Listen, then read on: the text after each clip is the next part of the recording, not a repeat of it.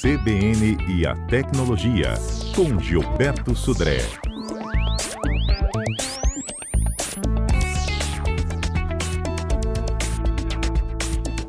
Os termos de uso da internet. Quais são os nossos riscos em aceitar sem ter lido antes, né, Gilberto? Bom dia para você.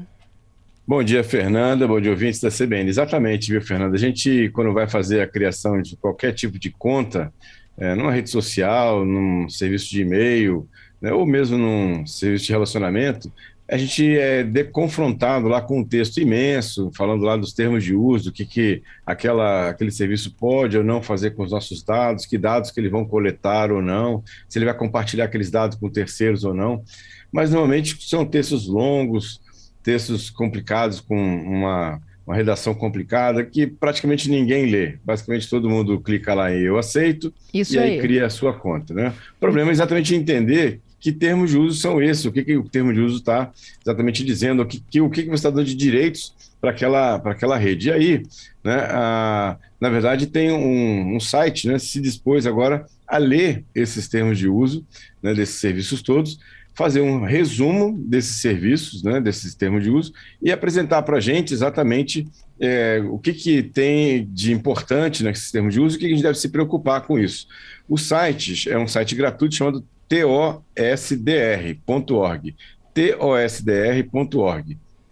Ele tem lá, já na sua apresentação, uma série de serviços, como o Facebook, o próprio Amazon, né, o próprio Wikipedia, né, o próprio YouTube também, e eles já fizeram uma leitura detalhada dos termos de uso desses serviços e apresenta para a gente lá, dizendo que, olha, e aí tem cores, né, o que é em vermelho que a gente deve se preocupar, ou seja, se a gente realmente está a fim de dar aquele tipo de aceite para aquela rede social, ou coisas em amarelo para a gente ter atenção, e questões em verde, que são coisas interessantes que ficam colocadas lá naqueles serviços. Então, a gente entrando nesses sites, dá para a gente, por exemplo, antes de criar uma conta, por exemplo, num certo serviço da internet, a gente dá uma olhada lá exatamente para saber será que eu estou disposto a aceitar esse termo de uso, estou disposto a aceitar essas condições que o termo de uso me dá.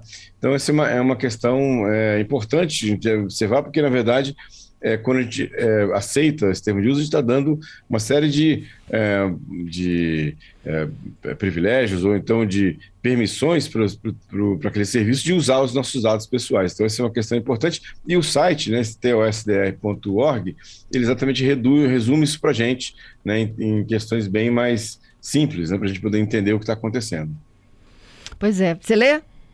Eu tento ler algumas coisas, né? Principalmente desses sites onde tem uma coleção grande de informações, por exemplo, como o Facebook, né? O próprio Gmail, né? Que são principalmente o Gmail, que é um serviço que eu uso bastante, né? Do que ele tem. Tem algumas coisas que são, sim, bem críticas, principalmente no caso do Gmail. No Gmail, quando você acessa o Gmail e usa o serviço do Gmail, você está, de alguma maneira, dando acesso a eles, ou permitindo que eles tenham acesso ao conteúdo dos seus e-mails, de forma que não com pessoas, mas através de aplicativos que analisam que conteúdo tem nos seus e-mails para fornecer talvez esse tipo de informação, ou pelo menos fazer um tipo de classificação que você tem interesse em certos temas ou certos assuntos, por exemplo, para isso. Isso está no termo de uso do Gmail, por exemplo, né? No caso do Facebook é terrível, né? Se você for ler o termo de uso do Facebook, você praticamente entrega para eles a permissão de fazer qualquer coisa com seus dados, né? Ou seja, coletar fotos, vídeos, comentários, curtidas, quem são seus amigos, né, na rede social, e para criar o seu profile, que eles chamam, né, o perfil, ou seja, para saber exatamente o que você se interessa, o que você curte, o que você gosta, inclusive para vender esse tipo de informação para empresas, né, para que elas façam propaganda para você. Pois é. E aí a gente fica nessa dúvida, né? Eu preciso do serviço, vou aceitar. Então, será que precisa mesmo? Será que é indispensável que você precise disso? Ou então, se você sabe que aquela rede social vai coletar esse tipo de dado, não coloque, por exemplo, não coloque sua idade, não coloque lá o seu telefone, não coloque seu e-mail, né? Ou seja, dentro daquilo que você, já que você sabe que ele vai compartilhar aquele tipo de dado, né, para terceiros, você sabe exatamente o que você vai poder ou não informar para aquela rede social ou para aquele serviço. Pois é. Gilberto, no caso do iPhone, por exemplo, ele ainda pergunta, quando você aceita, né, e tem lá aquele monte de cookies lá, ele pergunta se você permite que ele te rastreie. Isso, exatamente. No caso do iPhone, inclusive mudou agora recentemente, né, no último sistema operacional, na verdade, a versão do sistema operacional, a forma com que ele permite que as aplicações rastreiem você. Né? Isso causou um impacto grande no mercado, né? Porque exatamente o aplicativo do Facebook coletava muitas informações dos usuários, né? E isso agora tem uma limitação. No caso do Android é a mesma coisa. O caso do Android, a última versão do Android, inclusive, eles limitaram bastante, inclusive ficaram mais seletivos em relação aos direitos ou permissões que você dá para os aplicativos, e tem uma função nova no Android, na versão nova do Android, que fala que você dá permissões temporárias. Então, você dá permissão para aquele aplicativo ter acesso, por exemplo, à sua câmera, naquele momento que você está usando. A partir do momento que você fechou o aplicativo e abriu de novo, ele já não tem direito à câmera novamente. Ele teria que pedir novamente autorização, o que é uma segurança, né? Porque nas versões antigas, você dá acesso à câmera a um certo aplicativo e esse aplicativo, em qualquer momento que ele esteja em execução, ele tem acesso à sua câmera, por exemplo. Então, isso foi uma evolução. Assim, os sistemas, né, os fabricantes estão tentando, de alguma maneira, proteger, de alguma forma, a privacidade do usuário. A gente tem que estar atento a isso para usar essas ferramentas a nosso favor. É isso. Vamos seguindo agora, então, para os nossos destaques do Viralizou? Vamos lá. Viralizou. O que foi destaque na semana?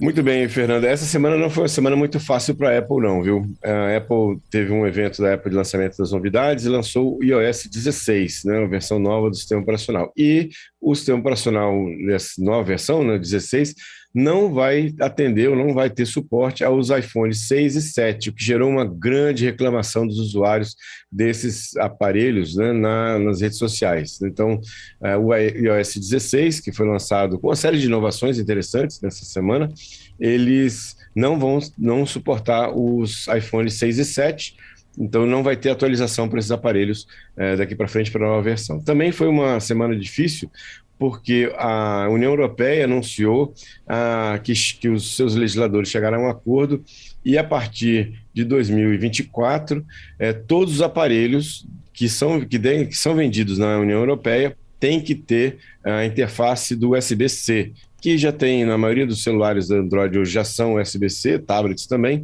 mas a gente sabe que iPhone usa aquela Lightning, aquela outra interface. E agora, para ser vendido na União Europeia, os iPhones também vão ter que ter essa interface. Vamos ver como é que a Apple vai ser. Ela não se pronunciou ainda, vamos ver como é que ela vai reagir a isso, mas isso de uma maneira é boa, porque, na verdade, qual é a intenção dos legisladores? Reduzir o lixo eletrônico e ter uma compatibilidade de carregadores, né, de cabos, né, em relação a isso. Vamos ver como é que a Apple vai se comportar em relação a essa mudança da legislação e se isso vai acabar valendo para o resto do mundo todo em relação a isso.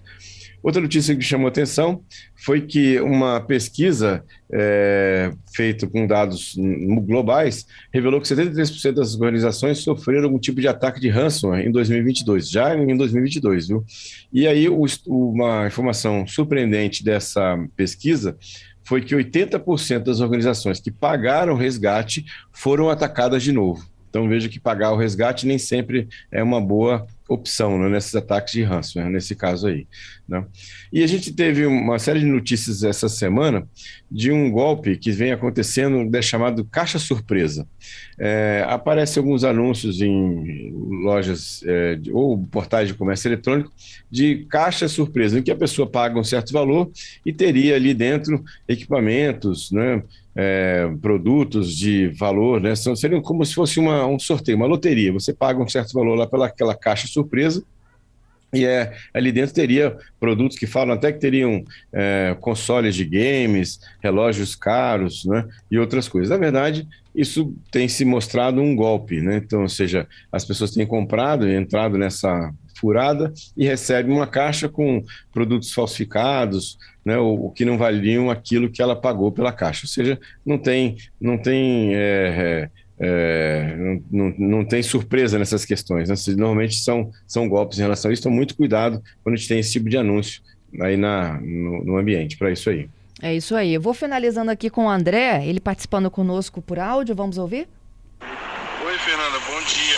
Olha só, fala com o Gilberto Sudré que muitas coisas, apesar de a gente aceitar o termo, são ilegais. E algumas têm amparo pelo Código de Defesa do Consumidor, entendeu?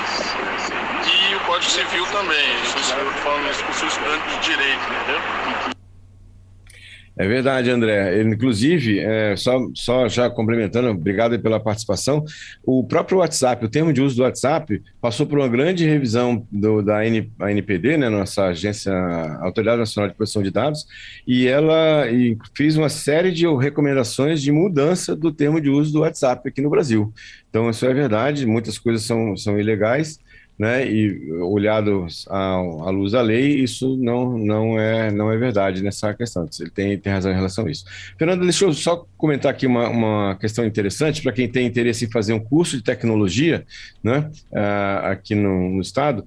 O IFES, do Campus da Serra, está lançando um curso de graduação em tecnologia em sistemas para a internet, um curso completamente gratuito, feito na modalidade de EAD, né? As aulas vão começar agora em agosto de 2022 e as inscrições estão abertas no site do IFES.